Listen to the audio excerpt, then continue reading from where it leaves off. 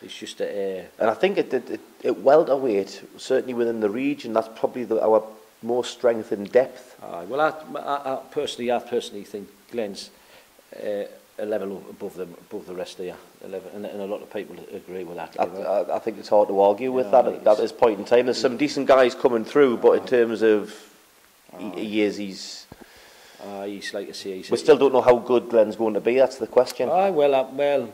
He keeps answering the challenges and stuff, and obviously he won the prize fighter. He'd fight anybody, and like I said, he's getting some good sparring.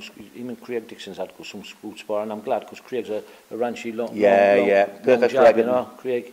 And it's they're getting good sparring. And I think Ronnie's gone back down there to do some sparring, you know. So it's good to Ronnie to come down. And Travis has been down there sparring with Johnson, and it was good to see them all in the gym there. Just that fucking black and white top, man. That's that Gary Bohr, mind you. Yeah, he's always got that to fall back on. And he's hung like a baby's arm. Well, I didn't know that, but I'll watch out for that when he's wearing his tight pants next time. So it's all rosy, Phil, up here. It's rosy. I'm just looking forward to getting this summer rumble out the way, and I'm not stressed at all about this show, you know. But I'll show the lads a bit like you showing us, and I'm going back down to the Borough. And you're looking at maybe another two shows after this one this year? 2 shows this year. I think Steve Rafe was saying Matchroom was coming in October. So I'll just keep away from there, July, August, maybe September, November sort of September. Time. I'll put one in September, and obviously if the Matchroom's October, maybe so. Well, it doesn't really matter to us. I'll put one in October because our lads didn't get a chance on the Matchroom unless Footy wins, and then I maybe try and get a little bit bargain. Yeah, well, you never know what you might get out of that then. Because to me it would make sense of them filling up with for local lads for ticket sales, but obviously that big Matchroom, you know, they're not really. Well, it depends. I think the last Matchroom show was made into a stadium show because Joshua was part of it, and he is. He's had that sort of receipt everywhere he's gone. They wouldn't need him on the stadium, you know. Either him. It's a matter of it. Him or Glenfoot. Well, Glenfoot. Right now you are John Lewis as well. John Lewis. John Lewis. I mean, following on from I was so pleased from nothing against Simmons, but when you get to know John, he's such a nice kid. I told you that. I think we discussed that there before. When I said that John Lewis is the nicest man, and you said the first time, you understand why he's a cracking lad, you know. And it was there were reasons why he lost the 2 previous fights. Not saying that he might not have lost them at some point anyway, but you hope that he is going to pull it out this time, and he really did. He was fantastic against Simmons. Well, I think the Overall Mackenzie fight, I think he got caught. He got caught. If he'd getting out of that, because John would have beat him on his boxing ability, you know. Now, when he fought Simmons there, I honestly think, and I've watched John as I've promoted him as well. I've seen him in with Dolan. I've promoted John. I've had him on. I think I've had an area title with Dolan with him, and I've had the. Did I have the British title? Or I did with Maloney with him, with the British. I had John. I was involved in the show when John broke his jaw, and he still carried on. You know, his jaw carried on. But I think the Mackenzie fight, I said John's a much better boxer than him ability. He got caught, he got tired, simple as that. And Mackenzie is a banger. He is. He's a proper banger. Especially early on. Oh, he's a banger. But as the fight went on, I think John would have beaten him on his boxing ability. But the Simmons fight, Simmons was a name walk. You know, he come to win that. That's the best I've ever seen John Lewis box. You know, I told him that's the best I've seen him box. He was cool. He was just used his job. He was fantastic. I was the moon for him as well. Yeah. You know, such a nice lad. In the condition he was in as well. Oh, great. I'd take you after Ronnie and Gary Bohr. They had him right, you know. Everyone's seen the Ibiza pictures and the party, and that's partly who makes him who he is. The guy he is, you know what I mean. But Travis likes a bit of party as well, and John. But no, they get the sell right. I'm sure Travis will be jumping out of his skin for his next fight in the 24th. Yeah, you know? I think he will jump out of his skin, you know, because he's a topper, he's a character. But he's John, a proper fighting man as well, isn't he? He just doesn't give a shit, does he? Doesn't care. If only more people were like that. No. And I'll put it in, he'll fight anybody, you know. He's like foot, he'll fight. Yeah. If they set of him, put him in front of him, he'll fight anybody. Travis doesn't give a shit, does he? You know. But there should be a lot more boxers in the North East, be like them, you know. It'll be a stronger place in the North East, you know. Well, the rewards are certainly there for it, and I think, like I say, in terms of even the guys who lose in the local derbies, because they tend to be such cracking fights, they still end up gaining anyway, you know. Well, local derby fights, I love putting them on, honestly, and if they're close, put them on again, you know. put them on again. I tried to get the Cope in Whitfield fight on, but I think Whitfield had something wrong with his ear or something, you know, because that was a good fight. He's another nice lad, Tom, as well. Oh, lovely I tried to put that down the Borough Hall because Cope wanted it down the Borough Hall. I think Mal wanted it, but I think Tom was thinking he might be getting robbed coming down the Hartlepool Borough Hall, but I cannot see that happening on North East Judge, you know what I mean? Mind you, some of the fucking judging is terrible. Well, you know, so. it's one of those things where sometimes it's not a matter of corruption, but sometimes it's just the atmosphere. And I remember the first show I went down to see at the Borough Hall, it was actually Hepburn against Fox. And I didn't go and watch it ringside. I was on the balcony because I was thinking, oh, it's going to be better up here for a view and everything. And I was surrounded by a load of Hepburn fans. And I couldn't help when I was making me notes in between rounds. I recognised that I was actually being influenced a little bit. And it's one of those things where, you know, I noticed it and corrected it and everything and made sure I was focused, making sure I was getting everything right. But I did notice that just having them people around us, it did actually influence us a bit. He was a smashing lad as well. He was, you know, he was. I tell you, somebody else who I thought would have done really, really well in the boxing game, you know, if he stuck at that Chubsy. I thought that Chubsy was a tidy lad, you know. Lad. And Wackers, if he kept himself in the gym, Wackers was game. But that Chubsy, I thought he was a one to look out for. Well, Wackers had a great fight with Nella. I promoted that at the stadium night. Nella won it, but it was a cracking fight. Say fights like that should be made again, but I think when they lose this, when they're all worried about these fucking winning records, man. If you lose it, they don't look at the likes of Johnny Nelson losing his first 3 fights to then thinking. If you lose your winning record, so be it. You know, you're not. It's not as though you're like top of the tree. You know, like Calzati or something like that. And look at De Gale. Look, De Gale lost. He's world champion now. Yeah. People, some of them are more bothered about the winning records. Just get on with it. There's like Whitfield and Corby. Both them put their records on the line. Both 2-0. 2-0. Cracking fight. They weren't bothered about the winning records. They could have went either way. Yeah. Corby would fight him again. Yeah. We're not bothered about the winning records. There's that lad making his debut. I know James Barnes lost a few. He's 1-1. Lad making his debut. Yeah. First fight. North East Derby. Yeah. You could literally just been sparring earlier on that week when it got made as well. Sam Best and Steve Cooper. Winning records on Steve Rafe show. Yeah. They weren't bothered. Fight again. I'll make the fight again. Exactly. I want to fight again.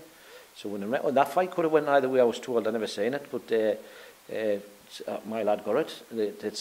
They'd fight again. That's what they want. North East derbies, you know. Because there's bragging rights involved as well, Phil, you know. Exactly. But it's not just the fighters, it does actually bring more out of the fans. You get a better atmosphere with it as well. It just brings that extra the bragging rights, and it's for the promoters view. Steve Rafe will tell you, it's great having 2 North East derbies. You can just give them the fight, just tell them to put a few tickets each in there, you've got the fight for free. And the lads is on a wage, put a little bit in towards the shows, you know. Like the Whitfield and Cope fight, that was just a free fight, more or less, you know. It was a free fight, and it's great that. And the lads are getting paid. So if they're putting 10 tickets each in towards a show, they're a bit expenses. You're selling 70 tickets, they're getting themselves a wage each, you know what I mean? Which is good. I'm all for getting them a wage, you know.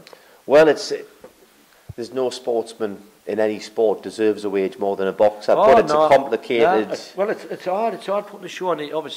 Obviously, the lads have a bit banter around the Copies of murder. They're saying I'm loaded and stuff like that, buying cars and stuff like that. With gold, yes. I work, you know. I've got a job. I've got my own business. I work, and any time anybody wants to put the show on, I'll help them in the background. Let them put their money on the line, you know. There's times you've just lost money. There's times you've made a little bit money. This Borough Hall made a little bit money, but the thing of the Borough Hall is when it rolls onto the Stadium of Light show, and lucky enough I've got the sponsors, so the Stadium of Light show is not going to lose any money, you know, for a change. Like every year it hasn't lost any money. I think I've done it with Steve. Was it last year or the year before? Year before. He got fetch a couple of sponsors on. It made money. Didn't make a great deal of money, which he'll tell you, but it made money. And the money I got off it, me and Neil, because Steve was one side, Neil, the money me and Neil got we'll give it to Thomas this summer as wages because he wasn't getting any wages. So give the lads with the wages. You know, I'm not in for the money. Obviously, I'm a businessman. I wanted to draw even, and obviously it's nice to make a little bit of money. But I certainly the money I made, I'll lose on the next year. No, I get a buzz of it. You know, I was totally finished with the boxing, but Steve Rafe invited us to the Nelson do. At Temple Park. Aye, and he shouldn't have done it. I would have been finished. Still, and I got a buzz. I thought he put a great show on. I thought I got a buzz, and a lot of the lads were saying, "Are you coming back? Are you coming back with you know the trust? Are you coming back? Are you coming back?" And I just. Plus, when you've laid all those foundations. Obviously I had Fulton Johnson, and I had a bit to think about, and I enjoyed it, and I thought, well, I've gotten any lads so far, you know. I think when you were getting disheartened, I think it'd gone through a bit of a spell. You had that show that had to get cancelled and things like that. And I got a bit stick off some boxers' fathers, but obviously it'd be suicidal putting a fucking show on when Sunderland's in the cup final. You know what I mean? So I had to pull it. In fact, I think I pulled 2 shows. To get the reason I pulled the other on. I think there was some dropouts of fighters on the I think I was down to 4 bouts, and I would never put a show on with 4 bouts or 3 bouts. I would never do that. Obviously, it's 35 quid I was going to charge for 3 bouts and 4 bouts. I couldn't do, Phil. You know, I'd be ripping the public off. You know. So I think that's why I pulled it. I think I don't know what happened. I think Man lost a lad, and Neil lost a lad, and I lost a lad, and I think we were originally down to up to 9 bouts, and then we were down to 3. And I said, financial wise as well, it would have. Obviously, it's nearly $2.5 grand, $3 grand to put a show on. Financial, I would have blew my stones off, you know. Yeah. And it was either blow the money for the printing. Put a show on for free, blow money, get slagged for putting a show on for 3, and selling the show for 3 because you only got 3 boxes on. The 3 boxes have got to sell the tickets. Show, you know, we're going to lose a fortune here. You know, it doesn't matter if it's a grand or something like that, but we're going to lose thousands here, and for 3 show. And one of them was Martin on, I think, or Tommy, and I said it was another Rain Meadows one. I think it was 3 bouts on, and I would have getting slaughtered, you know, 3 bouts. I would have had the show on. It would have started at 1 o'clock. Would have been finished by 2. People paying 35 quid. They would have strung us. Well, it's one of those situations where you're screwed if you do, you're screwed if you don't. Sort of scenario. No, you didn't like letting the lads down. You didn't like letting the lads down, but financially, especially without a sponsor, 3 bouts, it's a killer. It's a killer because you got 3 boxes here, and they're selling putting the 50 tickets each in the pot or whatever on, which is where 3 grand. You're on a loser. You've got to pay their opponents. You've got to pay the show. Security 700-800 quid. You're on would have been it was financially just wouldn't have worked. And I would have been stupid to go out of it. And I got some stick with it, you know. Even though I went to press, but I went some stick. A lot of the people who give stick on social media don't know all the ins and outs of what goes on in the background. There was boxers' dads, and I got stick off, and I never even answered them. The critics, but all I say to them, go and get your promoters license and put your balls on the lines, right, and see if you can afford to lose 15 and 20. Well, you started putting shows on for your son. Oh, I did. I put them on. Well, I was working with Maloney, you know. It's obviously it doesn't matter how much money you've got or what you've got. Nobody likes losing money, or like I say, you don't mind losing a little bit, but I always seem to get it back, you know. I even it up, you know, even it up.